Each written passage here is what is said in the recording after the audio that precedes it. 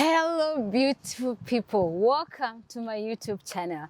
My name is Miss Linda. If this is your first time, I'm also a special needs educator, a speech and language pathologist, and a clinical and child neuropsychologist. We still have Nazra on this other segment. If you have not watched the previous video, please make sure you watch the previous video so that you can be able to flow with us. So Nazra will be taking us through still again on echolalia. We're gonna make sure all the questions you have on echolalia, they are well sorted and you completely understand everything and we'll give also examples on things or any questions that you may be having about echolalia. So Nazra, welcome. Please take us through echolalia, the different types of echolalia.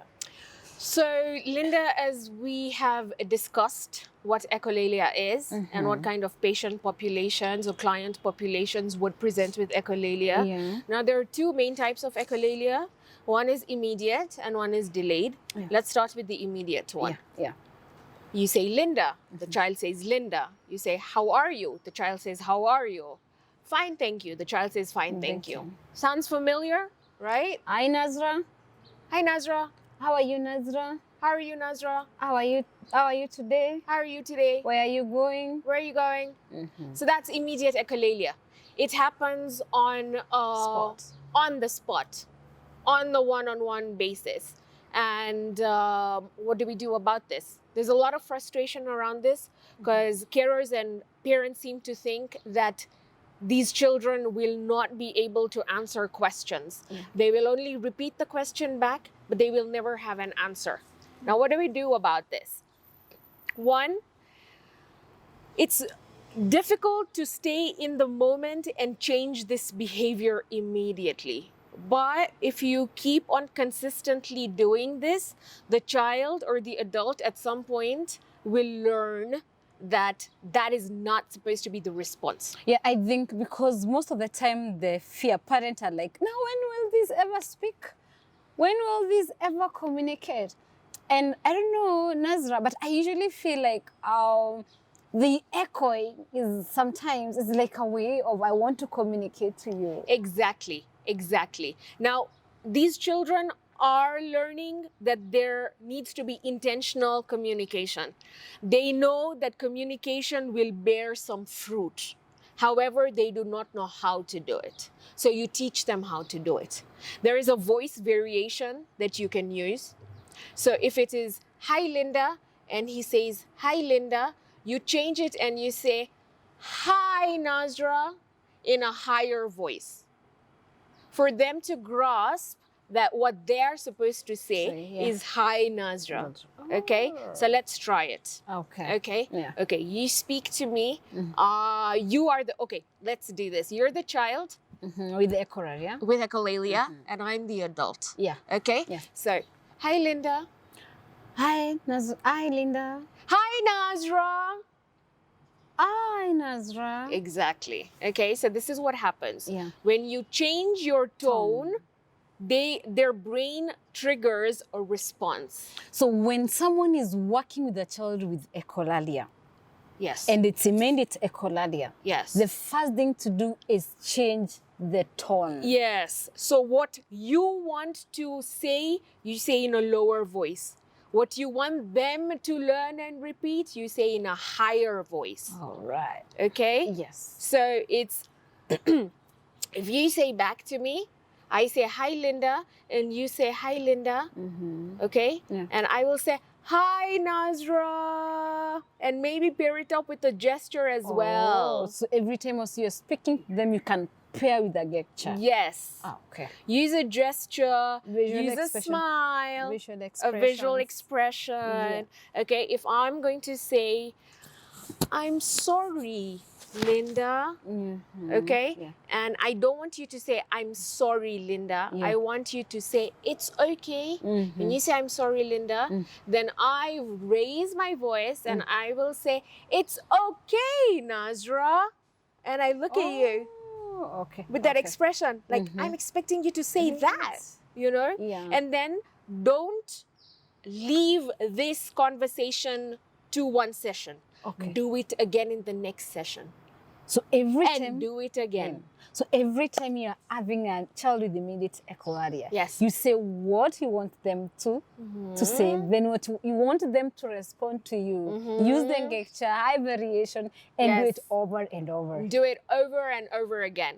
For example, if I see my child for an hour and I'm practicing a conversation like this one, I'm sorry, or thank you, you're welcome, or please kindly. give me, you know, I will do this at the beginning. I'll change up the activity and then I'll do it again at the end. So I will do this conversation, activity, this conversation again, the same activity. Conversation, activity, conversation, activity, conversation, activity. Yes. So break it up. And you see, most of the questions, the echolalia questions were, most of people asking me echolalia questions, even occupational therapists ask questions about echolalia. Linda, how do we handle immediate echolalia? How do we handle immediate echolalia? Because you see, even though you're a therapist, a physiotherapist, or an occupational therapist, or whichever therapist you are, working with a child who echoes can also be very frustrating. Because you're not able to, you know, you're not able to understand, you're not communicating. And you don't even know how to react in the moment. So what a lot of people do, which should not be happening, is say it back to them. That is sort of positively reinforcing their behavior. It is telling them that what they're doing is actually okay, but it's not. So you need to break the pattern. For example, if I say to you, hi Linda, and you said, hi Linda, I should not repeat it back to you. If I say, hi Linda, and you say, hi Linda, and I say, hi Linda, I am just telling you that it's okay to keep saying that. So do not repeat it back to them and do not say, no, it's not that. You know, they don't understand that.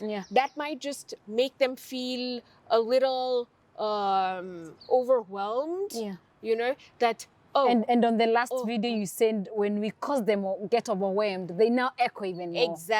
Exactly. So immediate echolalia, the best thing to deal with it is use your voice very low with these children. Do not startle them and start speaking loudly to them. That just stresses them out. But speak to them in a normal tone. And if you want to teach them something, just go a pitch higher or a note higher. And look at them, expecting them to repeat it back to you. Another thing with children with autism we know is that they do not make great eye contact. And they usually just look away. But if you look at them, they kind of know that there's an expectation there.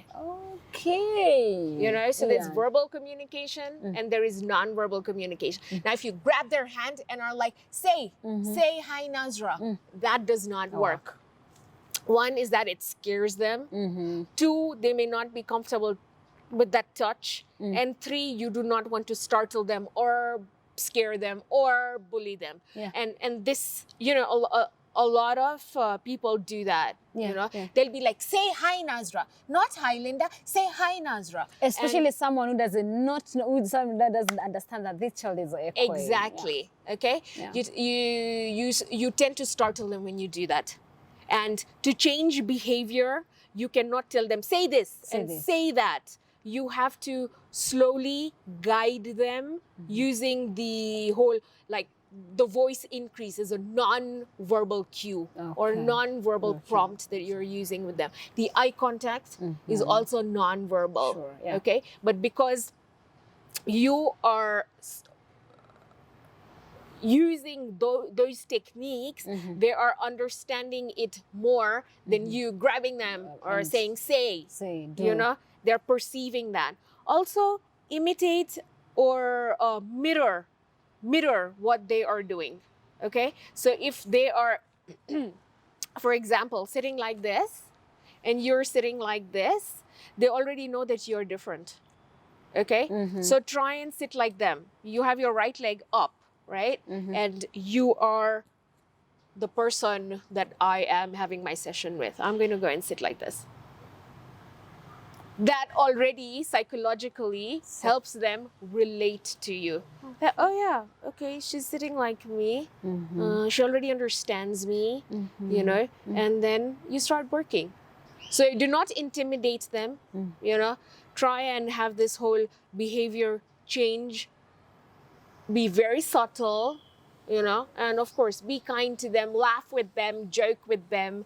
Do not repeat back what they are saying, and just use that voice variation. Also, if you are aware that there are certain things that you're going to say that they're going to repeat back to you, you know, from experience, you can know. You know, they like repeating, I'm good, I'm good, I'm Exactly, good. exactly. So change your question. Do not ask the question which is going to elicit that response.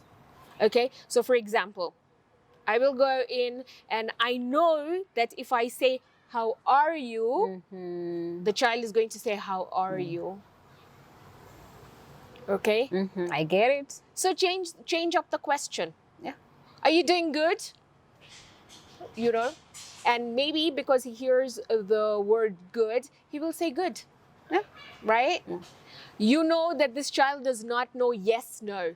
So do not ask questions which require a yes, no response, because he will not know how to say yes, no, and his immediate thought will be repeat back the question because I don't know what to say right now.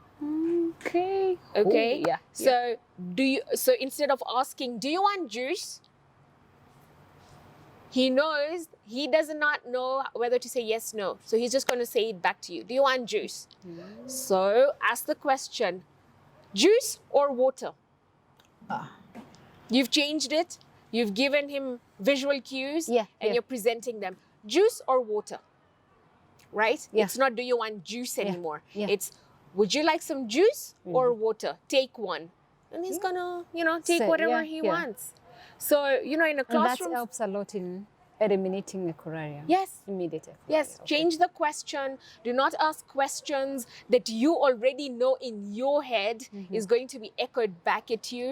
You know, do not make statements that you know are going to be echoed back at you. And parents know their children very well. Yeah, yeah. They do. Yeah, they do. So even as a therapist, when you go in, take as much information as you can from the parent. Autism is very specific, and the things that a child says are also very specific. They're not going to make small conversation with you. Yeah. You know, if it is something they want, they're stuck to schedule. If it is something they say, they will say that again and again and again.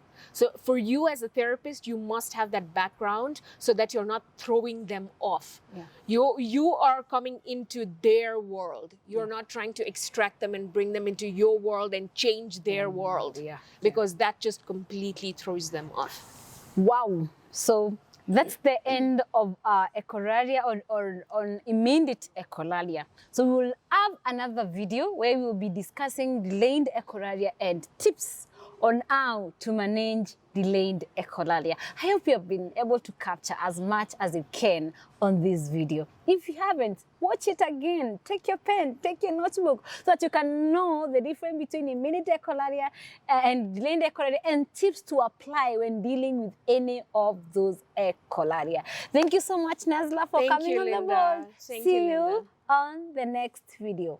Bye-bye.